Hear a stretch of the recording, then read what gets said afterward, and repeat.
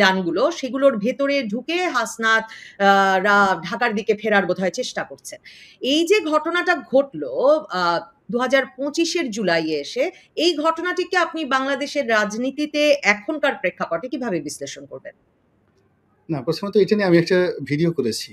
মানে লাইভ করেছিলাম যখন ওরা যাচ্ছিল। তখনই আমার কাছে মনে হয়েছিল তারা যে কাজটা করছে এটা ভালো করছে না। এটা অনেকটা বাঘের লেজ দিয়ে মানে কান চুলকানোর মতো একটা ঝুঁকিমূলক কাজ। তো ওখানে যা কিছু হয়েছে, যা কিছু ঘটেছে বা এখনো পর্যন্ত তারা ঢাকা আসতে পারেনি, আগামীকাল কি ঘটবে, এগুলো নিয়ে আলাপ আলোচনা না করে আমার কাছে যেটা মনে হচ্ছে যে এই ধরনের ঘটনা কেন ঘটলো? বা আগামীতে এর চাইতে আরো যে অপ্রীতিকর অবস্থা আমাদের রাজনীতিতে ঘটতে পারে, কেন ঘটতে পারে সেই বিষয়গুলো নিয়ে আলোচনা করি। প্রথমত হলো যে আমাদের এই জাতিটা একটা অস্থির জাতি এবং কোনো কিছুতেই আমাদের কিন্তু মানে একেবারে স্থিরতা নেই। ৫ মিনিট আমরা বসতে পারি না। এর মধ্যে ১০ টা মশা আসবে, ৪ টা মাছি আসবে। তারপরে আমাদের শরীরের মধ্যে অ্যাজমা, অ্যালার্জি এত সব যন্ত্রণা এবং আমাদের বাতাসে মিথেন গ্যাসের পরিমাণ খুব বেশি। মানে এই যে গরু, বাংলাদেশে ২.৫ কোটি গরু আছে। এখন এরা গবেষণা করে বের করেছে এই গরু প্রতিদিন যে সে মিথেন গ্যাস উৎপন্ন করে, ঢেক দেয় এবং যাকে বলা হয় বায়ু ত্যাগ করে। এতে টোটাল পরিবেশটা এমন অবস্থা হয়ে যাচ্ছে যে আমাদের মাথা গরম থাকে সবসময়। এই মিথেন গ্যাসের কারণে আমাদের মাথা গরম থাকে। অস্থির হয়ে পড়ি আমরা। এবং এই অস্থিরতার কারণে আপনি দেখুন দিল্লি নামটা কত পুরনো। আমাদের ঢাকার নামটা কিন্তু অত পুরনো নয়। ২ নম্বর হলো পৃথিবীর সব শহরের নামের একটা ইতিহাস আছে। যারা বিজয়ী হয় তারা একটা সুন্দর নাম দেয়। আপনি দেখেন ভারতে এখনো আওরঙ্গাবাদ নাম আছে, আওরঙ্গজেবের নামে। ভারতে এখনো দৌলতাবাদ নাম আছে, হুমায়ুন সড়ক আছে। কিন্তু আমাদের এই ঢাকা শহরের একটা রাস্তা মানে পাকিস্তান আমলে যে নামগুলো ছিল একটা নামও কিন্তু সেগুলো নাই। এই যে আমরা বারবার পরিবর্তন করি, নাম পরিবর্তন করি। আমাদের ঢাকা তো কেউ কোনো রাজা-বাদশাহ নাম দেয়নি। আমাদের এই ঢাকা শহরের নাম ছিল জাহাঙ্গীরনগর। এর আগে নাম খুঁজে পাওয়া যায় না। তো সেই যারা এই জাহাঙ্গীরনগর নামটা দিলেন, এই ঢাকাটা একত্র করেছেন, দেশ একত্র করেছেন, আমরা এখন তাদেরকে স্মরণ করছি না। এই যে আমরা যে মানুষকে ভুলে যাই, অকৃতজ্ঞ হয়ে যাই এবং মুহূর্তের মধ্যে উত্তেজিত হয়ে পড়ি। এই কারণে কি হচ্ছে এখন এই সময়টিতে সুখে থাকতে এই এনসিপি এদেরকে ভূতে কেলালো। মূল ব্যাপার হলো রাজনীতিটা আপনাকে বুঝতে হবে যে এনসিপিটা শুরু করার পরে ১ম ২-৩ মাস তাদেরকে নিয়ে অনেকে রাজা বাদশাহ হবে, রয়্যাল বেঙ্গল টাইগার হবে, সিংহ হবে এরকম চিন্তা ভাবনা করছে। কিন্তু তারা কিন্তু কোনো জেলাতেই ঠিকমতো গিয়ে আসতে পারেনি। খাগড়াছড়ি গেছে, বান্দরবন গেছে। সব জায়গাতে গিয়ে কিন্তু তারা মারামারি, কাটাকাটি এগুলোর মধ্যে পড়ে অনেকটা লাঞ্ছিত হয়ে আসছে। তো তাদের এই যে গত ১ সপ্তাহ যাবৎ কিন্তু খুব একটা রমরমা অবস্থা। রমরমা অবস্থা মূলত বিএনপির সঙ্গে জামাতের একেবারে দাকুমড়ার সম্পর্ক এবং বিএনপির সঙ্গে চরমোনাইয়ের দাকুমড়ার সম্পর্ক। এবং এই চরমোনাই এবং জামাত এরা আবার ১৯ তারিখে, এই মাসের ১৯ তারিখে একটা মহাসমাবেশ ডেকেছে যেখানে ১০ লাখ লোক তারা আনবে। তো এই যে ১০ লাখ লোক আনবে, তো এখন তাদের একটা সরকারি সহযোগিতা দরকার। এই সহযোগিতার জন্য তারা এনসিপিকে বেছে নিয়েছে। এখন এনসিপি গত ১ সপ্তাহ ধরে বিভিন্ন জায়গাতে যাচ্ছে। এই বরগুনা, ভোলা বিভিন্ন জায়গাতে যাচ্ছে এবং ওখানে জামাত, চরমোনাই ওই এলাকাতে যারা লোক আছে, যেখানে লোক হবে না ৫০০ সেখানে দেখা গেল ৫,০০০ লোক হয়ে আসছে। তো এই ৫,০০০ লোক তরুণ যারা আছে তারা তো এই রাজনীতি শুরু করার পরে গত ১১ মাসে এরকম দেখেনি কখনো। তারা শুধুমাত্র ওই সময়টাতে রাজুতে আয়, রাজুতে ২-৩ হাজার লোক হলে কিন্তু মানে ভরে যায়। কিন্তু এই যে এখন তারা বরগুনাতে গিয়ে, ভোলাতে গিয়ে মানে এত লোক দেখে তারা এই জনসমাবেশ দেখে সবকিছু দেখে আনন্দে এতটা উদ্বেলিত, একটা ভিডিওতে দেখলাম যে নাহিদ ওই আরেকজন নেতা আছেন নাসিরুদ্দিন পাটোয়ারি, তারা খুনসুটি করছেন। তারা ওই ধাক্কা দিয়ে নদীতে ফেলে দিচ্ছেন, আরেকজন নদীতে ফেলে দিচ্ছেন। ওখানে তারা জলকেলি করছেন, জলক্রিয়া বা জলকেলি একেবারে শৈশবের মতো। এবং এর যারা তাদের নেতাকর্মী, তাদের সমর্থক তারা বলছেন যে নেতা হওয়া তো দরকার এমন নেতা যাদের তারুণ্য আছে, যারা নদীতে ঝাঁপ দিতে পারে, যারা নদীর মধ্যে ট্রলারে বসে দেশাত্মবোধক গান গাইতে পারে।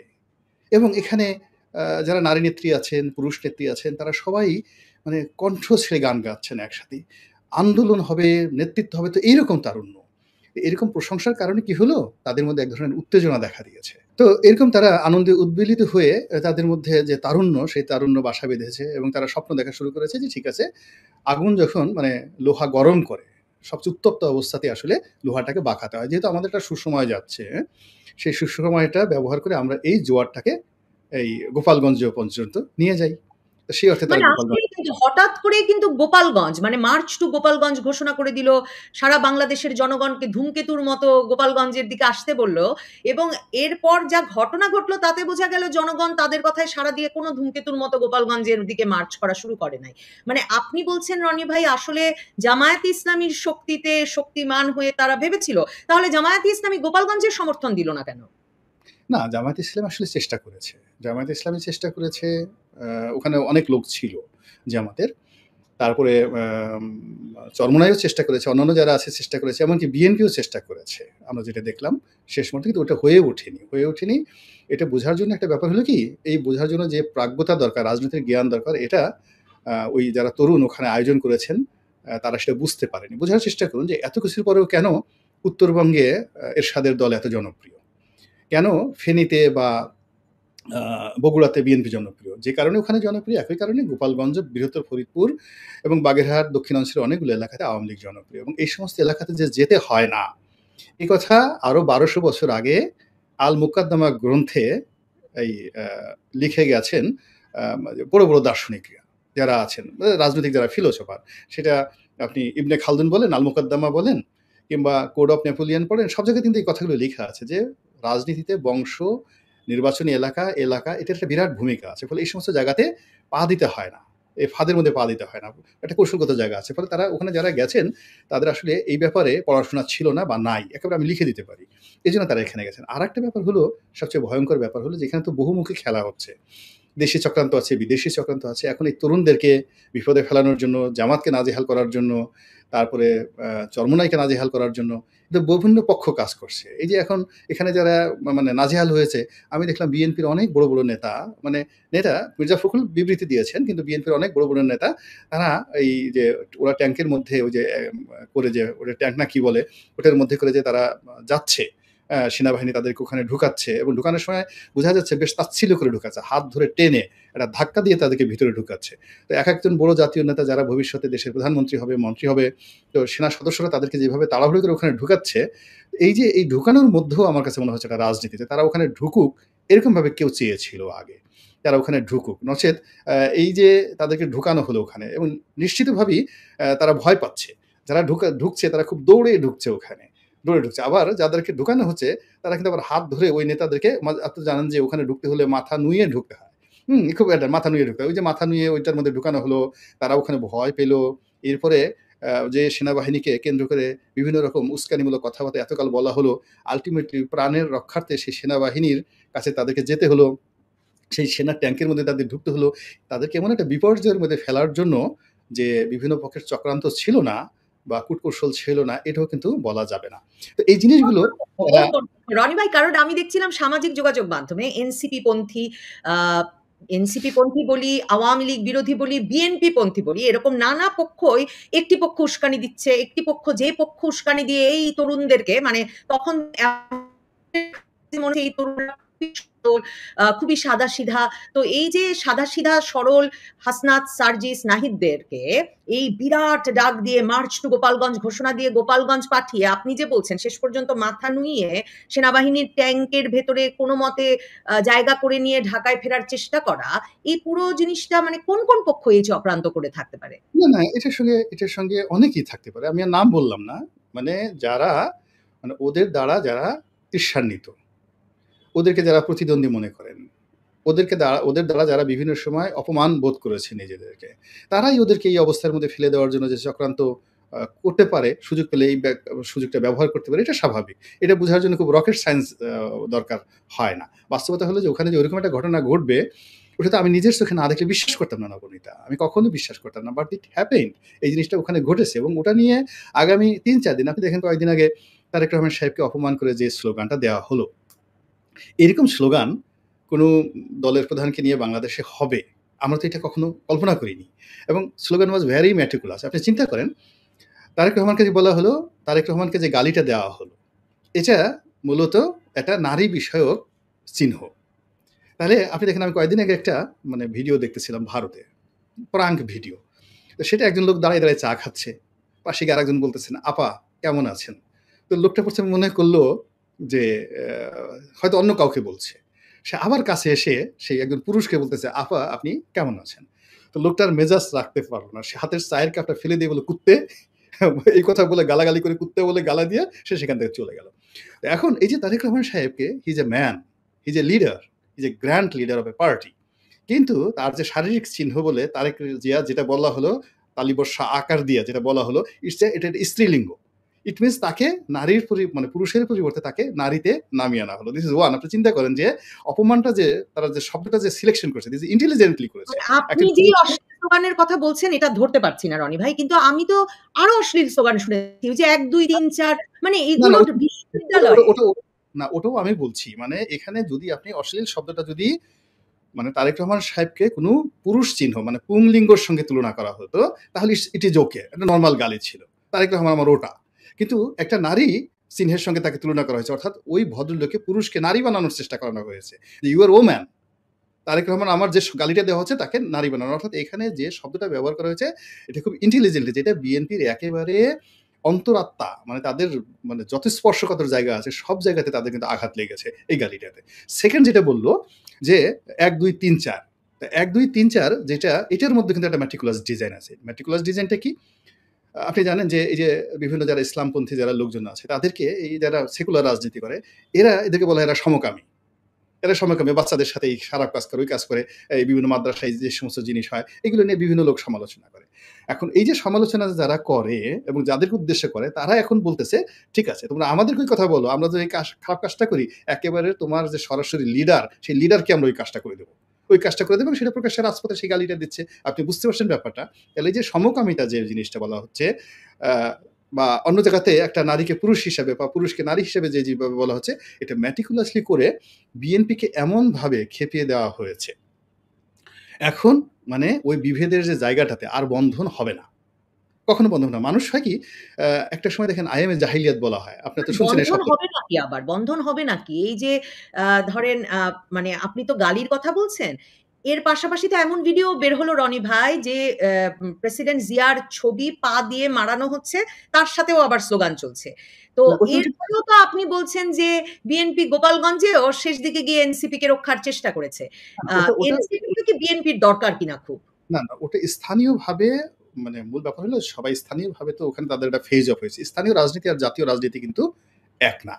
যেমন দেখা গেল বিএনপি এবং জামাত যখন একসাথে রাজনীতি করেছে, মানে ক্যাবিনেটে বিএনপি জামাত একসাথে আছে ১৯৯৬ থেকে ২০০১। তো ঠিক এই সময়টাতে চাঁপাইনবাবগঞ্জে দেখা গেল জামাতের নেতা আর বিএনপির নেতা মারামারি করছে। এবং ওখানে ইভেন আরেকটা জিনিস বলি, আমাদের খুলনাতে একটা জায়গা আছে। খুলনাতে একটা জায়গা আছে, ওইটার উপজেলার নাম হলো কয়রা।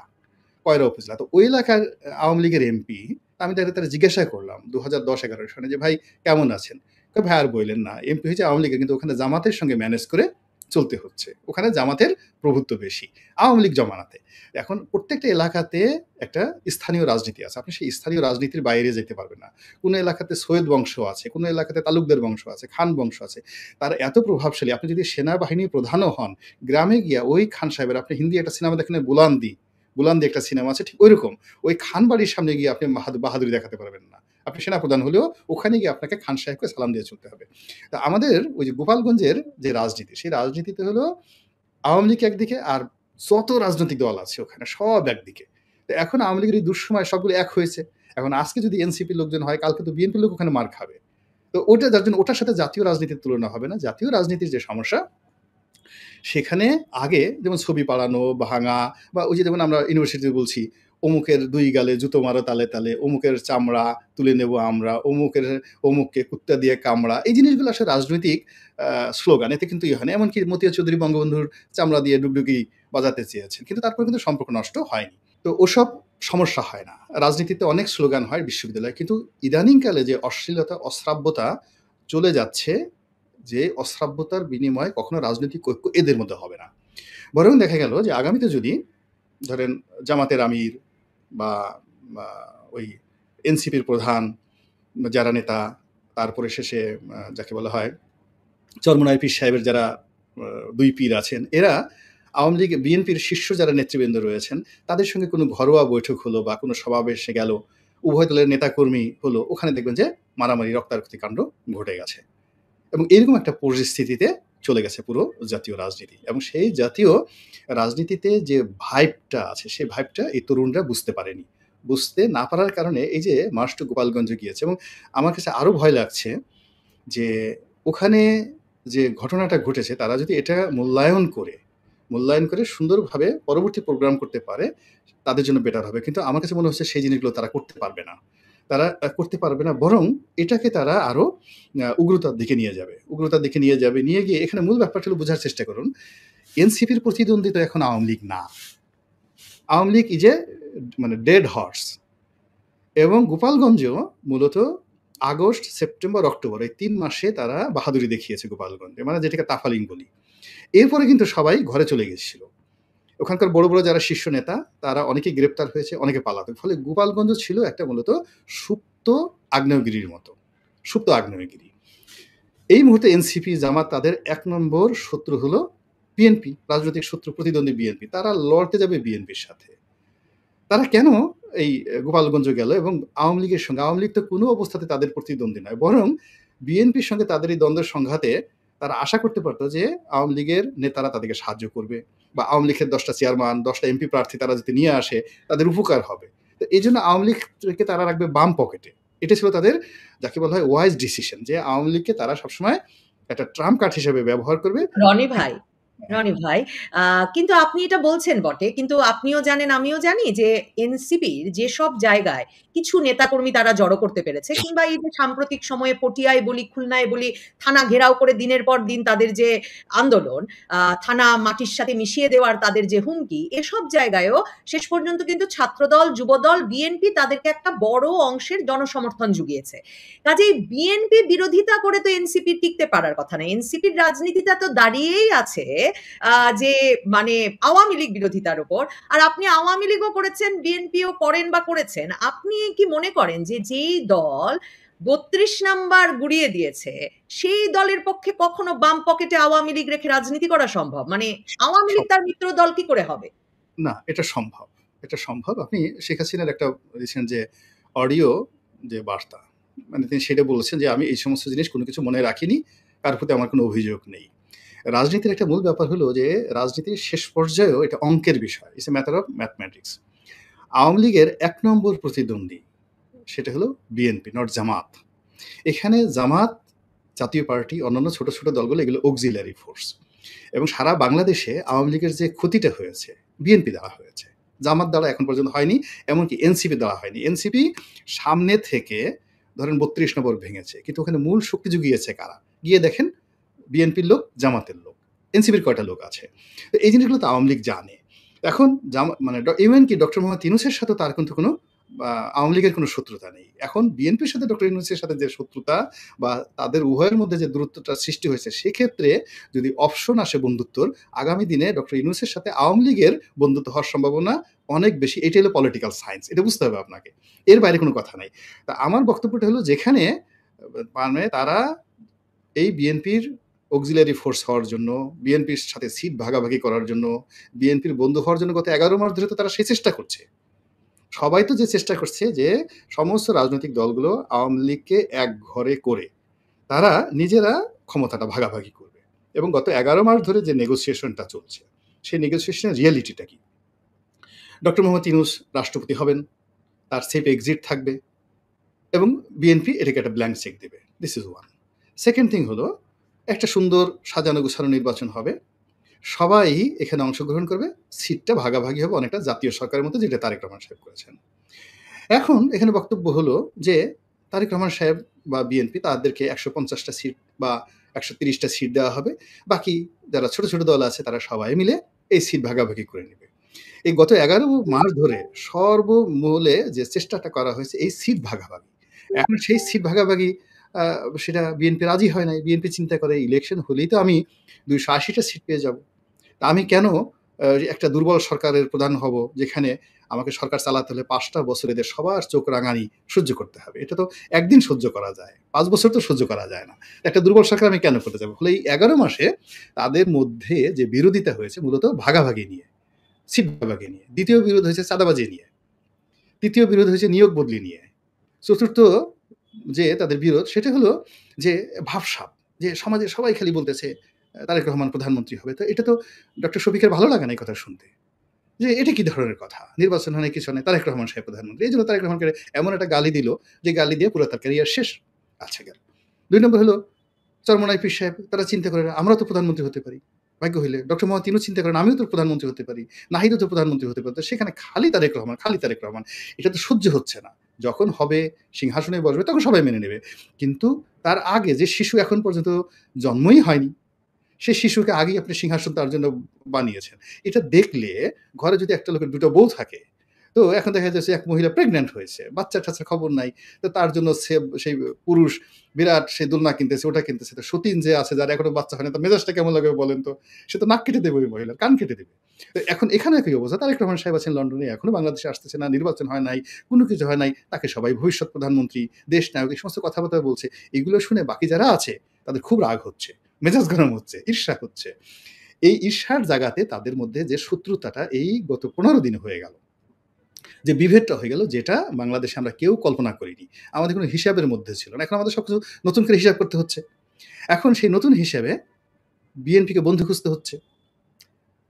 এদেরকে বাকি যারা আছে বিএনপির বাড়ি, তাদেরকেও বন্ধু খুঁজতে হচ্ছে। এখন বিএনপি ভার্সেস সমস্ত দল যদি ঢাকাতে সমাবেশ করে, সবকিছু করে, সেটা দেখা যাচ্ছে। কিন্তু সারা দেশে নির্বাচন করার মতো কিন্তু বিএনপির সাথে ব্যালেন্স করার মতো শক্তি সারা বাংলাদেশে এখনো হবে না, এক্সেপ্ট আওয়ামী লীগ।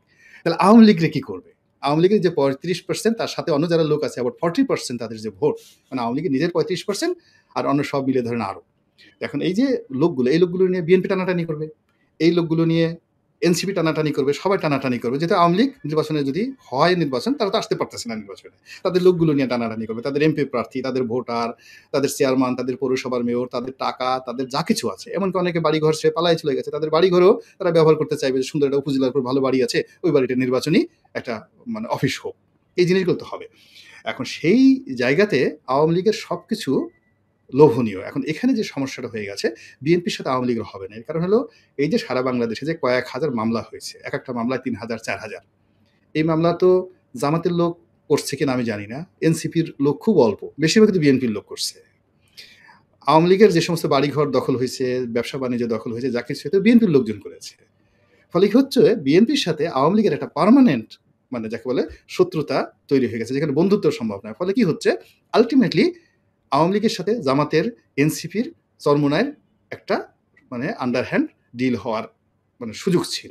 সেই সুযোগটি তারা ক্যালকুলেট না করে গোপালগঞ্জ কেন তারা গেল, এটা আমার মাথায় ঢুকছে না, যে ইটস স্টুপিড থিংকিং। বিএনপির কি হবে? মানে বিএনপিকে মানে আমি একদিকে যেমন মনে করি যে জামায়াত, এনসিপি, চরমোনাই, বিশেষ করে চরমোনাই পীরের ইসলামী আন্দোলনের যে মহাসমাবেশটা আমরা দেখেছি জুনের শেষে, সেটা যদি আমরা একটু তাকাই তাহলেও দেখবেন যে সেই মঞ্চে যেভাবে উনি সকলকে সমবেত করেছেন, জামায়াত ইসলামী তো একে ঐতিহাসিক মহাসমাবেশ বলেছেই, মহাজোটও বলেছে, মানে একটা জোট। তো এরা যদি সকলে একত্র থাকে তাহলে তো বিএনপির ভোটের হিসাবও উল্টাপাল্টা হয়ে যায়। মানে সানেম সম্প্রতি যে জরিপ করেছে তাতে যদি করি, আর আমি একটু শেষ করি, রনি ভাই, বিএনপি আসলে ঘুরে দাঁড়াতে পারবে কিনা? আপনি দেখেন বা ঢাকা শহরে সমাবেশ করে বিএনপিকে ধর্ষক, লুটেরা, চাঁদাবাজ হিসেবে বলে এদের প্রতিহত করার জন্য আন্দোলনে নেমেছে বলে কিন্তু জামায়াত, চরমোনাই ঘোষণা দিয়ে দিয়েছে। এনসিপি তো চাঁদাবাজ, লুটপাটকারী বলেই আসছে। আর যে গালি তারেক রহমানকে রাজপথে দেওয়া হলো, এরপর বিএনপি কি সত্যি ঘুরে দাঁড়াতে পারবে? মানে বিএনপির সঙ্গে একটা, মানে বিএনপির রাজনীতির সঙ্গে তো একটা লজ্জাবোধ জুড়ে দেওয়ার চেষ্টা হচ্ছে। ফার্স্ট থিং হলো যে এখানে ৩টি ফ্যাক্টর আছে। একটা হলো নির্বাচন পূর্ব ক্ষমতা রাজনীতি, ক্ষমতার যে এখন সচিবালয়ে ক্ষমতা, পুলিশের ক্ষমতা, সব জায়গায় ক্ষমতা। এই ক্ষমতা রাজনীতিতে এই বিএনপি সাম্প্রতিক সময় মারাত্মক ঝুঁকির মধ্যে পড়ে গেছে। অর্থাৎ এই গত ১৫-২০ দিন আগে তাদের যে একটা রমরম অবস্থা ছিল পুলিশে, সচিবালয়, এই জায়গাটা এই সময়টাতে বিপদে পড়েছে, ১। ২ নম্বর হলো যে বর্তমান সরকারের উপরে তাদের যে একটা প্রভাব ছিল, ইউনূস সাহেবের উপরে প্রভাব ছিল, বা ওখানে ঐক্যমত্যের কমিশনে সালাউদ্দিন সাহেব গেলে তার সামনে যে একটা বড় চেয়ার বসতো, বা তাকে দেখে মানুষ চেয়ারজন ছেড়ে দিত, এই জায়গাটা চলে গেছে। এখন আর সালাউদ্দিন সাহেবকে এনসিপির যারা থাকে তারা চেয়ার ছাড়ে না, তারা বসে থাকে পায়ের উপর পা দিয়ে। সালাউদ্দিন সাহেব তো কয়েকদিন আগে মানে ওখান থেকে উঠেই আসছিলেন, যে আর বসবই না, তাকে খাবার জন্য কেউ ডাকে না, বসতেও দেয় না। এরকম একটা অবস্থা তৈরি হয়ে গেছে, যেটা এই তারেক রহমান সাহেবকে গালাগালি করার পরে এই যে তাদের যেটা রেসপেক্ট, তাদের যেটা প্রভাব, ভাইব, এটা চলে গেছে। ৩ নম্বর হলো যে আমাদের যে ইন্টারন্যাশনাল কমিউনিটিগুলো আছে দূতাবাস কেন্দ্রিক, ওখানে যে একটা বিএনপির একটা ভাবসাব ছিল, ওটাও এই সাম্প্রতিক রাজধানী কেন্দ্রিক এটা চলে গেছে। এখন যেটা হলো যে প্রধান উপদেষ্টার কার্যালয়ে তাদের একটা যে প্রভাব প্রতিপত্তি ছিল সেটা, দূতাবাসগুলোতে তাদের একটা প্রভাব প্রতিপত্তি ছিল সেটা, সচিবালয়ে ছিল সেটা, রাজধানী কেন্দ্রিক এই যে চাঁদাবাজি থেকে দখলবাজি এখানে তাদের একটা প্রভাব ছিল এটা, কলেজ বিশ্ববিদ্যালয়ে ছাত্রদল সেই মার্চ পর্যন্ত তারা ঢুকতে পারেনি, ওটা এনসিপি এবং শিবিরের দখলে ছিল, কিন্তু গত ৩-৪ মাসে তারা কিন্তু সেই কলেজ বিশ্ববিদ্যালয়ে তাদের দখল নিয়ে নিয়েছিল, কিন্তু গত ১ সপ্তাহ যাবৎ কিন্তু আবার এই জিনিসগুলো উল্টে গেছে। এখানে আসলে বিএনপি সত্যিকার অর্থে একটা স্পর্শকাতর অবস্থানে পৌঁছে গেছে এবং বিএনপি রাজনীতি এখানে হুমকির মধ্যে পড়েছে, এটা সত্য। কিন্তু যদি বিএনপি সরকারকে চাপে ফেলে নির্বাচনের ডেটটা ঘোষণা করতে পারে, তাহলে এই জিনিসটা রিভার্স দিয়ে পুরোটাই বিএনপির দখলে চলে যাবে। মানে ইলেকশনের শিডিউল ঘোষণা করলে মাঠ ঘাট সবকিছু বিএনপির দখলে চলে যাবে এবং বিএনপির সামনে দাঁড়ানোর মতো কোনো শক্তি এদের কারোরই নাই। এখন যেই জিনিসটা হচ্ছে, পলিটিক্সটা যেটা হচ্ছে সেটা হলো এই যে বিভিন্ন হাইপ তৈরি করে সরকারকে ব্যর্থ দেখিয়ে এই দেশটা যে নির্বাচনের উপযুক্ত নয় এবং this time is not the real time and perfect time for a free fair election, এই জিনিসটা বোঝানোর জন্য একটা অস্থিতিশীল পরিস্থিতি কেউ তৈরি করার চেষ্টা করছে। আজকে দেখলাম এই গোপালগঞ্জের এই ঘটনার পর হান্নান মাসুদ একটা স্ট্যাটাস দিয়েছে যে আগে জীবন, এই সরকারের প্রতি আমরা সরকারকেও ছাড়বো না, আগে গোপালগঞ্জ ঠিক করো, আইন শৃঙ্খলা ঠিক করো, তারপরে নির্বাচন, এর আগে নির্বাচন হবে না। এটা আবার বিএনপির যারা লোক আছে তারা দিদার্সে তারা শেয়ার করে বলতেছে যে তোমরা তো এই ঘটনা ঘটানোর জন্য, নির্বাচন পিছিয়ে দেওয়ার জন্য এই ধরনের কাজকর্ম করছো। তাহলে বোঝার চেষ্টা করো যে বিএনপির একমাত্র সফলতা কাঙ্ক্ষিত জিনিস হলো সরকারকে যে কোনো মূল্যে নির্বাচনের পথে নিয়ে যেতে হবে এবং এটা চাপ তাপ হরতাল অবরোধ যা কিছু করা দরকার, যমুনা ঘেরাও যা কিছু করে তারা যত দ্রুত সম্ভব, যদি তারা অক্টোবর মাসে নির্বাচন করতে পারে, দে কুড সার্ভাইভ। নির্বাচনের শিডিউল ঘোষণা করলে সেটা যেভাবেই হোক না কেন পুরো পরিস্থিতি মাঠ তাদের দখলে চলে আসবে। আর বিএনপির যারা প্রতিপক্ষ তারা একটা অস্থিতিশীল অবস্থা সৃষ্টি করে জনমত থেকে শুরু করে সবকিছু এমনভাবে কথা যে না, যেখানে মানুষের জীবন বাঁচে না, যেখানে মানুষ রাস্তায় বেরোতে পারে না, যেখানে মানুষ ভাত খেতে পারে না, সেখানে কিসের নির্বাচন, যেখানে আমরা গোপালগঞ্জে যেতে পারি না, একটা দেশ আলাদা হয়ে আছে, যেখানে সরকারের কোনো ল অ্যান্ড অর্ডার সিস্টেম নাই, যেখানে সেনাবাহিনী কার্যকর ভূমিকা রাখতে পারছে না, পুলিশ কিছু করতে পারতেছে না, সেখানে নির্বাচন দেওয়া মানেই তো ব্যালট বাক্স ছিনতাই, সেখানে আওয়ামী লীগ চলে আসবে, বিএনপি চলে আসবে, আমরা তো এর মধ্যে যেতে পারবো না। এই যে একটা পরস্পর মুখোমুখি অবস্থানে দুটো দল চলে আসছে, এটা নিয়ে এখন দুই পক্ষই কনফিডেন্ট যে তারা জিতবে। বিএনপির প্রতি বিএনপির সকল নেতাকর্মীদেরই এই কনফিডেন্স যে যদি মাত্র তারা ভোটে দাঁড়াতে পারে তাহলেই নাকি সব ভোট গিয়ে বিএনপির কাছে পড়বে এবং বিএনপি একটা একক সংখ্যাগরিষ্ঠতার দিকে যাবে। কিন্তু এনসিপির নেতারা তো, আমি একটু এনসিপির নেতারা তো বলেনি বোধহয় যে 25-30টার বেশি নাকি আসন পাবে না বিএনপি, কারণ বাংলাদেশ জুড়ে তারা এত চাঁদাবাজি লুটপাট এত কিছু করেছে। অন্যদিকে দেখেন বিএনপিতে আরেকটা তো গুরুতর সমস্যা আছে, বিএনপির ভেতরে যে পরিমাণ আভ্যন্তরীণ কোন্দল আছে, নির্বাচনের তফসিল ঘোষণা হলে আমি তো দেখি দলের ভেতরে একটা মনোনয়ন নিয়ে চরম মারামারি তৈরি হবে। আপনার এলাকায় নুরুল হক নুরুকে তো সেনাবাহিনীর উদ্ধার করে আনতে হলো কতদিন আগে বিএনপির নেতাকর্মীদের হামলার মুখে, যেখানে তারেক রহমান বলে দিয়েছেন নুরুল হক নুরু হবেন সেখানে বিএনপির প্রার্থী। মানে কোন্দল তো বিএনপিকে আরো অনেক সামলাতে হবে, নির্বাচন কি তত সহজ হবে? না, নির্বাচন সহজ হবে না। এখানে আমি কখনো বলিনি যে নির্বাচন হবে সুন্দরভাবে, জনগণ স্বতঃস্ফূর্তভাবে ভোট দিতে আসবে আর বিএনপি 55% 60% ভোট পেয়ে ইলেকশন হবে, আমি এই কথাটা বলিনি। আমি যেটা বলেছি সেটা হলো নির্বাচনের তফসিল ঘোষণা করার সঙ্গে সঙ্গে পুরো মাঠটা বিএনপির দখলে চলে আসবে। আচ্ছা, বিএনপির দখলে চলে আসার পরে 2024 সনে আমাদের নির্বাচনের মাঠটা যেমন হয়েছিল ঠিক ওইরকম ওরই একটা আপগ্রেড ভার্সন, মানে 2024 আমি দামি নির্বাচনের একটা প্রো ভার্সন চলে আসবে এই তফসিলে।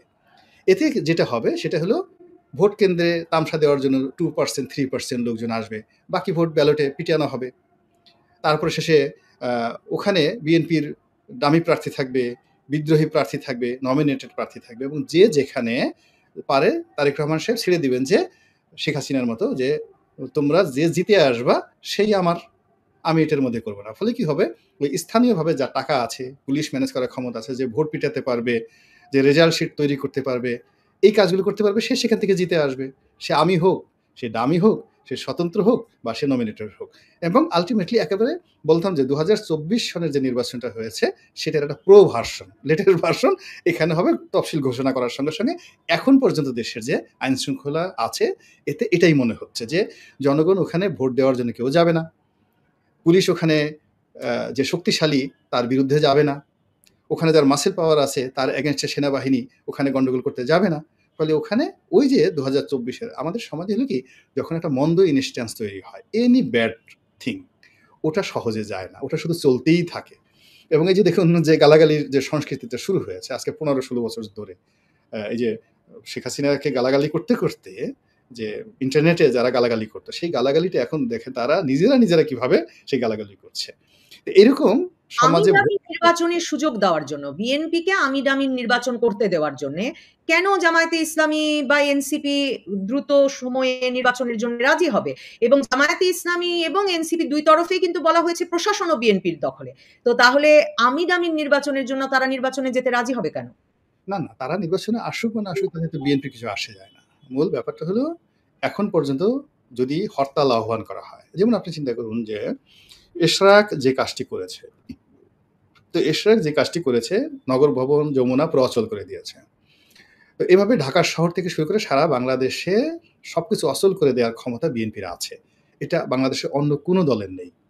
এবং সরকারের অন্য যে বিরোধী দলগুলো আছে তারা সমাবেশ করতে পারবে। একটা সমাবেশ ১০ লাখ সমাবেশ করে বিএনপিকে গালাগালি করতে পারবে, ঢাকা বিশ্ববিদ্যালয়ে মিছিল মিটিং করতে পারবে, সবকিছু করতে পারবে। কিন্তু ঢাকার প্রতিটা আসন মোহাম্মদপুর থেকে শুরু করে সায়েদাবাদ থেকে শুরু করে যেগুলো পাওয়ার পয়েন্ট আছে, সে পাওয়ার পয়েন্টে বিএনপির সঙ্গে কনফ্লিক্ট অ্যান্ড কন্ট্রাডিকশন